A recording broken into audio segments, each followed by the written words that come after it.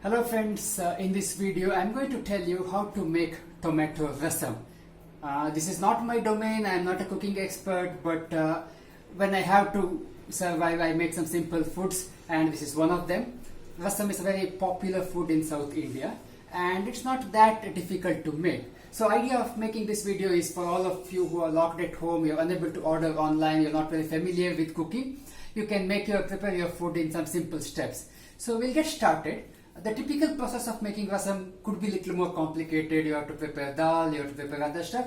But here, with some simple ingredients, with minimum processing, I'll tell you how to make the rasam so that you can have it with rice and have a nice meal. So we'll get started. What do you need? All you need is a couple of tomatoes, good quality one would help. And onion is usually what I add. Couple of green chilies if you have. Coriander leaves to be added at the end. And you will need a tomato rasam powder. This is usually available in supermarkets, MTR and other brands, or this can be made at home. So with these ingredients and probably a vessel and an induction stove, you can get started. Now I'm going to pause the video here, chop the vegetables and then continue with the process.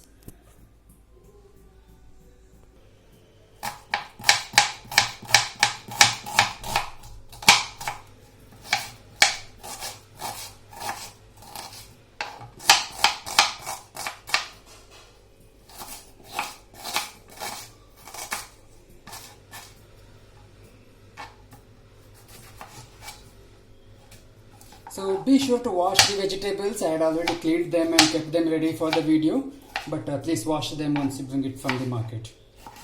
So I am keeping this part aside and not adding it to the rasam.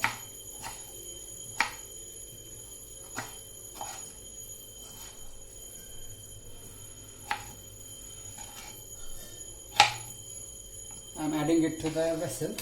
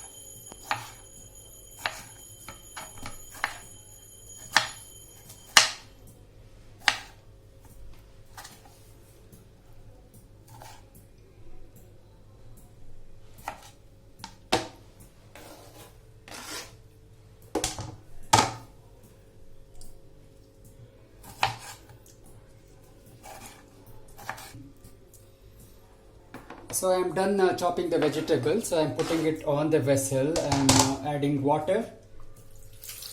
Pour enough water so that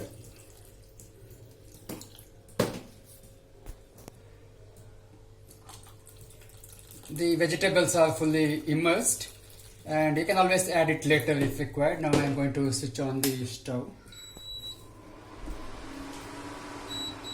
and let it heat up. It will take 5-10 minutes for the things to warm up.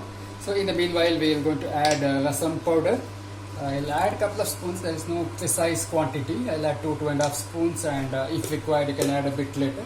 And of course do not forget to add salt.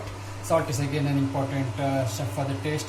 You should not add too much, you should not add too little. I'm adding about 4 small spoons. If required we can add later. You can also just ensure that the items are mixed properly. So this is the next step. We need to wait for 5-10 minutes for things to boil. So I'll pause this video and we will resume it once the boiling starts. As you can see, the rasam is now boiling. So I'm just adding coriander leaves, and our rasam is actually ready for consumption.